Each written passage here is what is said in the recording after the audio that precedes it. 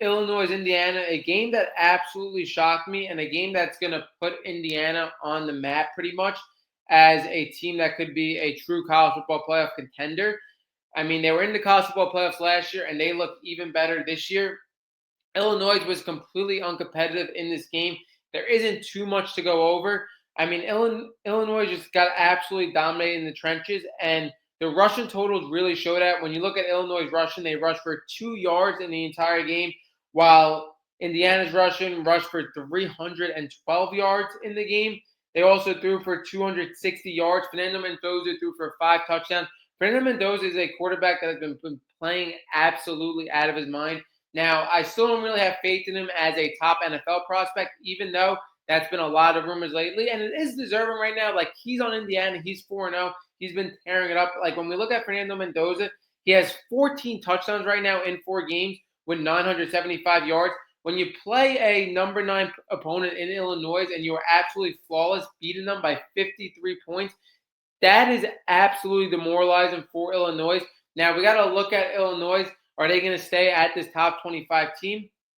Again, I believe Indiana showed, one, either this was just a terrible matchup for Illinois, but two, I think it really is that Indiana is just on a different playing field than Illinois, which, again, I got to put my hand up. I did not think that was going to be the case. Indiana completely dominated them in the trenches. And not only that, it seems like Indiana also has even better receiving options than last year. When you look at Omar Cooper Jr., he had a phenomenal game a couple of games back where he scored 4 touchdowns.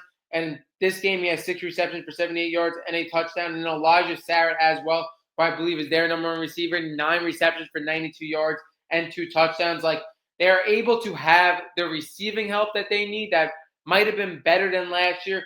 Their run game has also been phenomenal as well. They use a variety of backs. And when you look between 3 running backs, you have Colby Martin with 107 yards and 2 touchdowns. Kalen Black with 89 yards and a touchdown. And then Roman Hemby, who I thought was going to be their RB1 going into the season, he has 66 yards as well. Like, again, they have a multitude of options in the run game, in the receiving game. And Fernando Mendoza has been absolutely flawless this season. You could say he's playing the best college football play at the quarterback position out of anyone. And this game was just utterly shocking because in a short line game between 2 ranked teams, you get a 53-point win against Indiana. Kurt Cignetti has been really a great coach the last 2 years, turned this Indiana program around. They did phenomenal in the transfer portal, like I said, bringing Fernando Mendoza in, and they have been flawless. And again, I think Illinois is going to be very similar to me, like we just said for Utah. Again, could they stay as a top 25 team for the rest of the season? Possibly, but again, in these big-time matchups, I don't know if Illinois really has it. I thought they would be definitely a lot better in the trenches. Like, I didn't think they were going to give up over 500 total yards in this game. I thought they were going to be a lot better in the trenches. And then again, on offense with Fernando Mendoza and the running backs and the receivers, there was just a gap in offense between these 2 teams. I just didn't expect them to get dominated like this.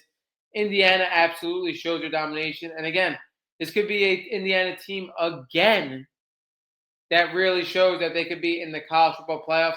Next week they play Iowa. Then they play Oregon, which is going to be a tough matchup for them. They play Michigan State, UCLA, Maryland, Penn State, Wisconsin, and Purdue. So again, even if they drop these 2 against Oregon and Penn State, you're looking at a college football spot in the Big Ten with 2 losses for Indiana. My biggest thing with Indiana, again, this offense is super explosive. They beat a top 25 team in Illinois.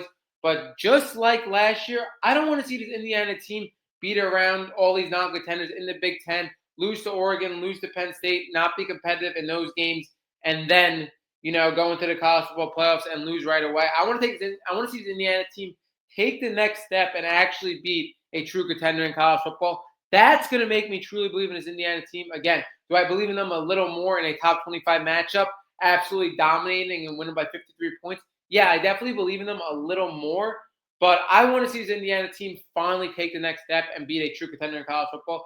They're going to have the opportunity to do that, like I said, as they play Oregon and they play Penn State. But again, they could dance around the Big 12 again with those 2 losses and still make it as well.